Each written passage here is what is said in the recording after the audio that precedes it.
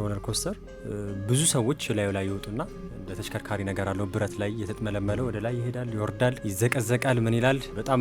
ያንገላታል ያው በዛ የሚዝናኑ ሰዎች ይኖራሉ አሉም እና ትልቅ የመዝናኛው ዓለም ላይ በጣም ብዙዎች የሚጠቀሙበት አይነት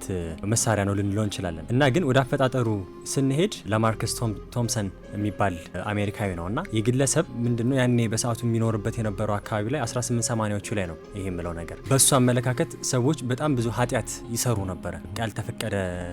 ነገሮችን ይሰሩ ነበርና ሁሌ ያ ነገር ያስጨንቀው ነበር እሱ በርግጥ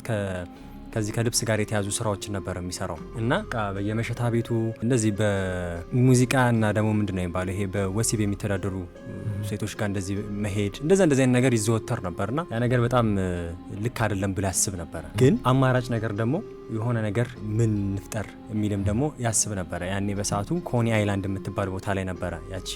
ቦታ ብዙ መዝናኛ ነገሮች የሚዘወተሩባት አይነት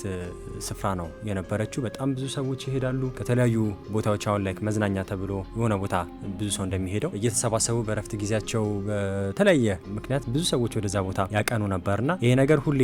ይረብሸው ነበር ከዛ አንድ ቀን ምን ብሎ አሰበ ሰዎች እንደዚህ ኃጢያት አይነት ነገር የሚሰሩት የሆነ አእምሯቸውን ቢዚ የሚያደርግ ነገር ስላልፈጠርንላቸው ነው ብሎ በማሰብ ይሄንን ነገር ዲዛይን ማድረግ ጀመረ ማለት ነው ሮለር ኮስተሩ ከዛ ያንን ሰርቶ መጀመሪያ እቺ ያልናት ኮኒ አይላንድ ላይ ነበረ ስራዋን መስራት የጀመረችው ከዛ በኋላ ብዙ እዛ አካባቢ የነበሩ ይሄ ሳሎኖች መጠጥ ቤቶች የመሳሰሉት ሰው ወደዚህ አዲስ ነገር ለማየት ይያለ መሳብ ጀመረ እና በሰዓቱ በተወሰነ መልኩ ሐሳቡን አሳክቶ ነበር